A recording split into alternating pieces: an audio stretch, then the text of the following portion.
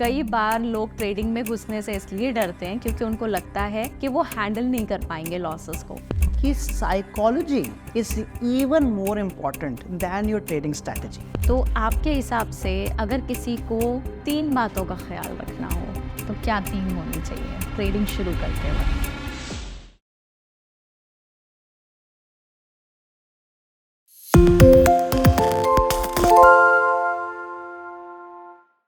Hi everybody, welcome back to the last video of the series. आज Aseem single जी हमको ये बताएंगे कि साइकोलॉजी ऑफ ट्रेडिंग क्या होनी चाहिए, क्योंकि कई बार लोग ट्रेडिंग में घुसने से इसलिए डरते हैं क्योंकि उनको लगता है कि वो हैंडल नहीं कर पाएंगे लॉसेस को। जबकि अगर आप मुझे करेक्ट करिए अगर मैं यहाँ पे सही हूँ कि नहीं, कि ट्रेडिंग का मतलब ही ये है कि किसी दिन लॉस होगा, किसी दिन प्रॉफिट। ऐसा हो ही नहीं सकता कि आप हर रोज से प्रॉफिट में उठोगे, राइट? तो ऐसे में किस तरह से हमें सोचना चाहिए इस प्रोसेस के बारे में, ये हम जानना चाहेंगे। चलिए शुरू करते हैं। सो थैंक यू अलीना जी। जैसे आपने कहा कि डेली हम प्रॉफिट में नहीं उठ सकते, मतलब जब हम इस बिजनेस में आ रहे हैं एक माइंडसेट तो हमारा क्लियर होना चाहिए कि हम हार सकते हैं। हारने से हमें बहुत घबराहट होती है। अगर आप किसी से, हमें बचपन से सिखाया जाता है हमेशा जीतना है, और ट्रेडिंग एक ऐसा प्रोफेशन है जहाँ पर 50% हमारे को हार मिलती है, और वो हार काफ़ी चुभती है बिकॉज पैसे भी लेके जाती है। हाँ, तो आज मैं डिस्कशन करूंगा कि क्यों ट्रेडिंग साइकोलॉजी इतनी इंपॉर्टेंट है। इनफैक्ट जब मैंने शुरुआत करी थी ट्रेडिंग 7-8 साल पहले, तब मुझे लगता था जब कोई ट्रेडिंग साइकोलॉजी के बारे में बात करता था कि इसके पास कुछ और कंटेंट नहीं रह गया है और इसलिए मुझे साइकोलॉजी के बारे में बताना चाह रहा है। बिकॉज उस समय मेरे को केवल सीखना था कि स्ट्रैटेजी कैसे बनाते हैं, पैसा कैसे कमाते हैं। But then I realized once I kept going forward कि psychology is even more important than your trading strategy. अब मैं क्यों बोल रहा हूँ? Because trading strategy is only good अगर आप उसको चला पा रहे हो। जैसे आपने बोला कि अगर ट्रेडिंग स्ट्रैटेजी में मेरे 3 लॉस हो गए और फिर मैंने ट्रेडिंग स्ट्रैटेजी ही बंद कर दी, हो सकता है उसके मेरे 5 या 10 प्रॉफिटेबल ट्रेड मिस हो जाए। हाँ। तो इसलिए मैं ट्रेडिंग साइकोलॉजी को अब मेरे हिसाब से even I give higher priority than the trading itself. तो मैं आपको थोड़े से एग्जांपल देता हूँ because I talk to lot of traders and what I have realised कि उनका लॉस क्यों होता है। मैं वहाँ से शुरुआत करूँगा। मान लीजिए मैंने किसी स्टॉक को 100 रुपीज़ पे बाय किया, and as a good trader I have kept my stop loss as 80 rupees and a target of 120। ठीक है, 1:1 का मैंने रिस्क टू रिवॉर्ड रखा और अभी तक एकदम परफेक्ट जा रहा है, एज पर दी बुक जा रहा है। अब मान लेते हैं मुझे प्रॉफिट आ रहा है 100 से 101, 102, 103, 104, 105 पहुँच चुका है price. I am making a profit of 5 points. अब ट्रस्ट मी, मुझे इस समय खुशी नहीं हो रही है, मुझे डर लगना शुरू हो गया है कि ये जो 5 पॉइंट आ रहे हैं चले ना जाएं। तो मैं क्या करूँगा? मैं 120 का वेट ही नहीं करूँगा, मैं तभी एग्जिट ले लूँगा कि भाई 5 पॉइंट आने खुश हो जाओ, और मैं 5 पॉइंट लेके खुश होकर घर निकल जाऊँगा। अब दूसरा एग्जाम्पल देते हैं, दूसरे दिन आते हैं जहाँ पर हमने एंट्री ली, फिर से 100 रुपये पे 80 का स्टॉप लॉस लगाया, 120 का टारगेट लगाया, बट अनफॉर्चुनेटली आज स्टॉक नीचे गिर रहा है। बट अब मुझे बहुत ज़्यादा होप है कि डेफिनेटली ये यहाँ से रिवर्सल लेगा, वो 100 से नीचे गिरेगा, 90 आएगा, मुझे कोई टेंशन नहीं है। वैसे भी मेरा स्टॉप लॉस तो 80 पे है और ये रिवर्स तो करना ही है। 85 आया, 81 आ गया, it's very close to my stop loss. अब मैं क्या करूँगा? मैं अपने स्टॉप लॉस को हटा दूंगा, क्योंकि मेरे स्टॉप लॉस बहुत पास आ गया, मेरा स्टॉप लॉस हिट होने वाला है और मुझे पूरा भरोसा है कि यहाँ से रिवर्स लेगा। हो सकता है मैं क्वांटिटी भी बढ़ा दूँ, जिसको हम एवरेजिंग बोलते हैं। समझ गई आप जो कहना चाह रहे हैं। और क्या होगा अगर वो गिरता चला गया? तो जो मैंने इनिशियल अपना थॉट प्रोसेस रखा था, एक प्रॉपर रिस्क मैनेजमेंट, वो खत्म हो गया और मैं बड़े लॉस के साथ एग्जिट कर गया।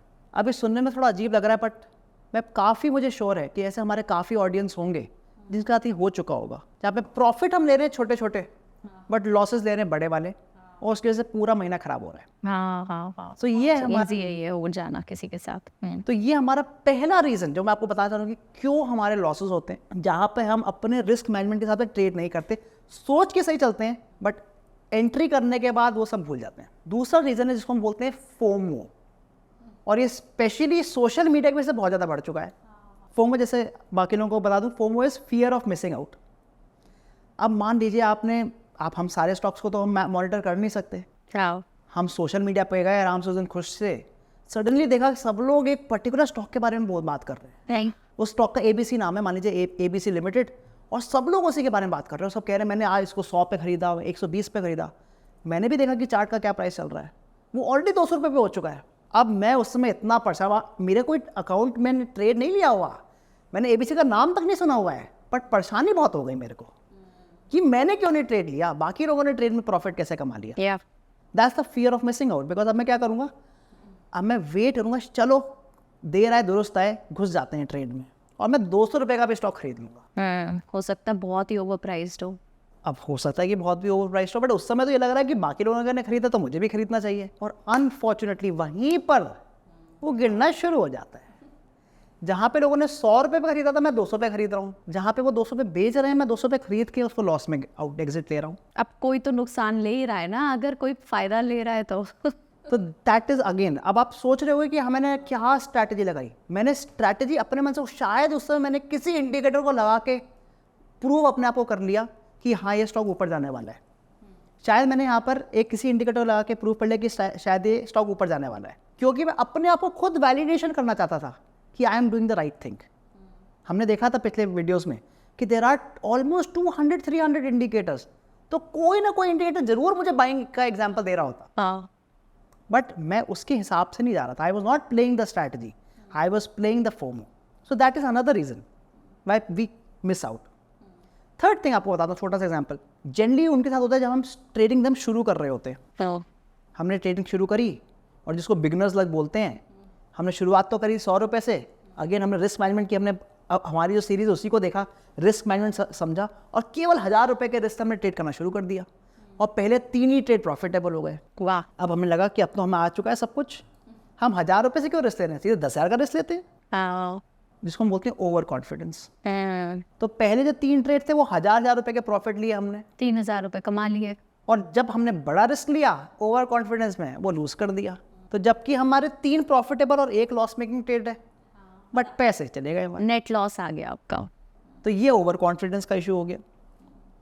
सिमिलरली आपने सुना होगा रिवेंज ट्रेडिंग का नाम। हाँ, मैंने रिवेंज बाइंग भी सुना है, रिवेंज ट्रेडिंग भी सुना है। ये क्या होता है कि मान लीजिए हमने एक स्टॉक में एंट्री ली, मैं सारे एग्जांपल्स बोलूँगा जो हम ऑलरेडी सीख चुके हैं। तो मान लीजिए मैंने रिलायंस पे हमने ओपनिंग रेंज ब्रेकआउट की स्ट्रैटेजी रन करी, और उसमें जब मैंने बाइंग किया, अनफॉर्चुनेटली मेरा लॉस आ गया। कोई बड़ी बात नहीं, हमने देखा losses are part of the game.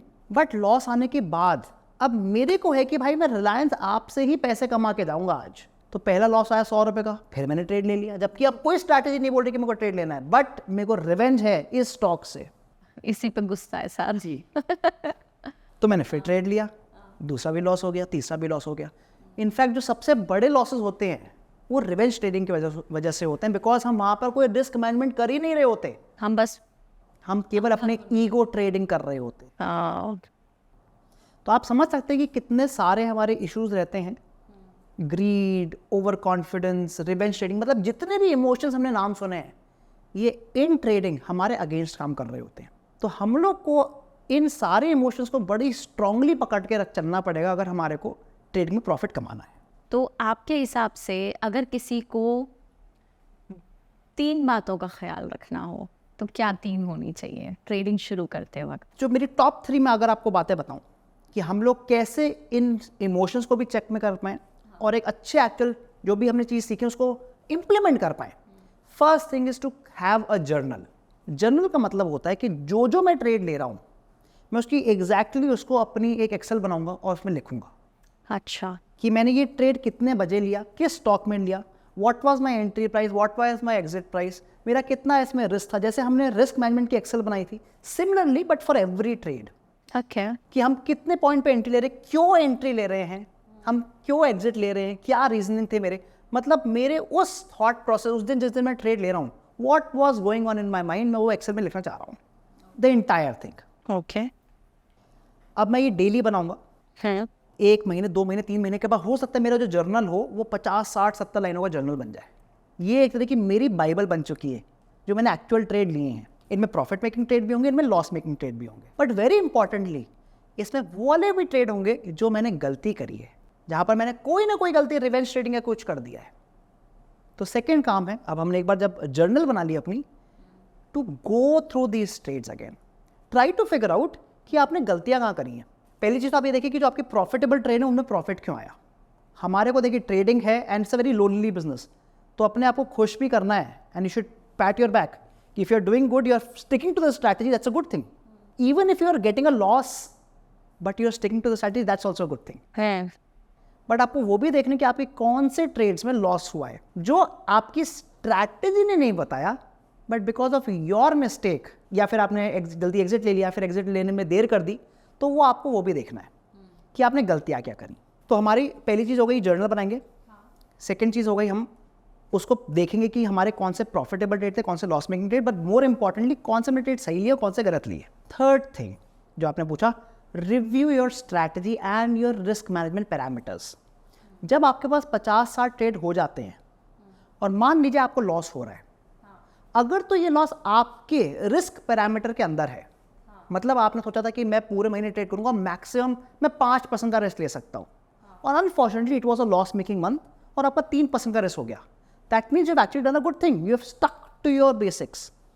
But अगर वो नहीं हुआ, आपका रिस्क ज़्यादा हो गया जो आप नहीं लेना चाह रहे, तो मे बी जो आपने रिस्क मैनेजमेंट किया हुआ उसमें कुछ ना कहीं गलती है, या तो उसको ठीक करा जाए, या फिर अगर आप देख रहे हैं हमारी डेली ही लॉस होते जा रहा है, या हमारी जो नंबर ऑफ प्रॉफिटेबल ट्रेड्स है क्वांटिटी में वो कम है, लॉस मेकिंग वाले बहुत ज़्यादा है, तो मे बी हमारी स्ट्रैटेजी में गलती है।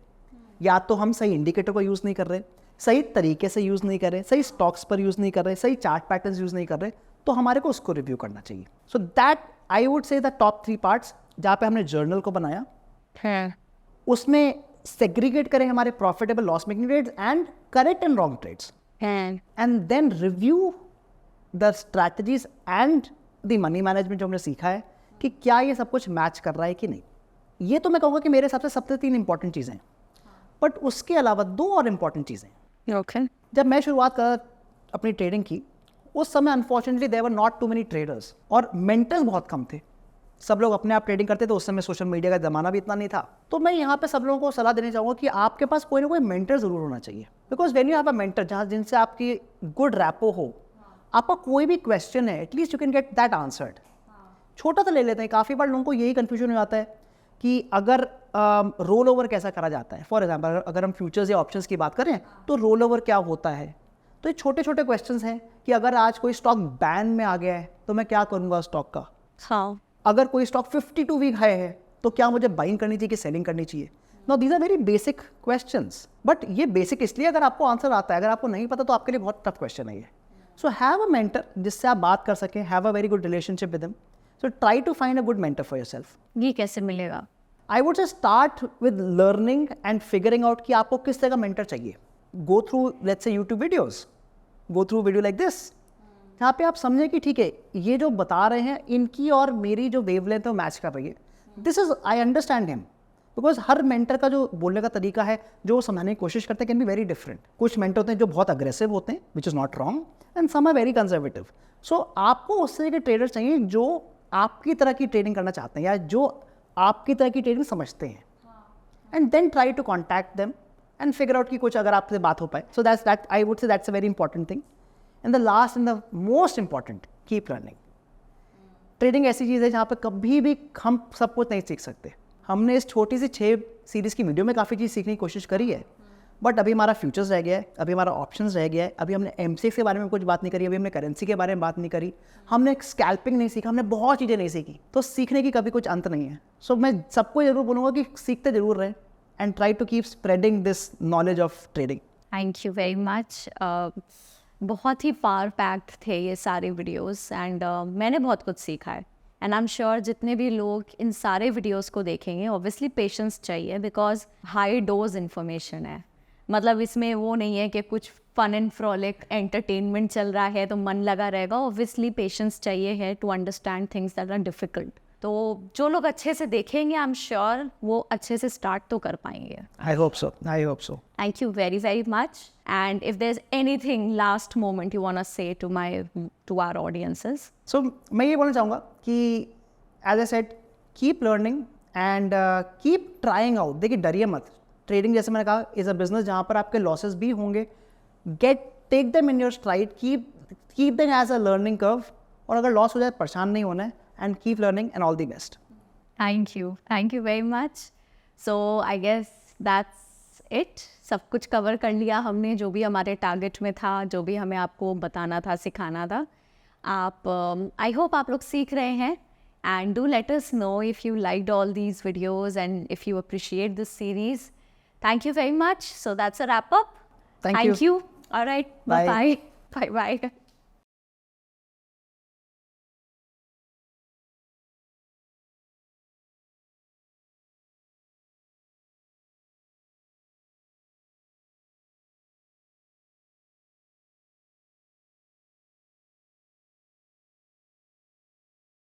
Investment in securities market are subject to market risks. Read all the related documents carefully before investing. Please read the risk disclosure documents carefully before investing in equity shares, derivatives, mutual fund, and or other instruments traded on the stock exchanges.